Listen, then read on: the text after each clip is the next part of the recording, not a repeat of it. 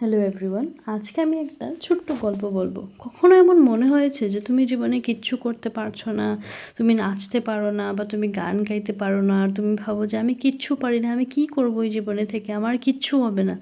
তো একটা কথা আমি বলে রাখি, মন দিয়ে শোনো। মাছ কখনো জানে না যে গাছে কীভাবে উঠতে হয়, সে কিন্তু সাঁতার কাটতে পারে। আর পাখিও জানে না যে জলে কেমন সাঁতার কাটতে হয়, ও গাছে বসতে পারে।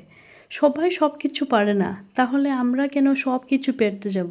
যেটা আমরা পারি সেটা অন্য কেউ হয়তো পারে না, আর যেটা অন্য কেউ পায় সেটা আমরা পারি না। সো এটাই জীবন, যত আমরা নিজেকে নিজে অ্যাকসেপ্ট করবো। এখন যদি পাখি ভাবতো আমি কেন নদীতে সাঁতার কাটতে পারি না, আর মাছ যদি ভাবতো আমি কেন উঠতে পারি না, তখন কি হতো?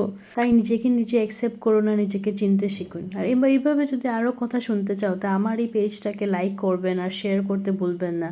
আর সাবস্ক্রাইব তো নিশ্চয়ই করবেন, যাতে ফিউচার আপডেটও আমি আপনাদের সাথে শেয়ার করতে পারি। ধন্যবাদ। আপনারা সবাই ভালো থাকবেন, আর দেখা হচ্ছে নেক্সট ভিডিওতে।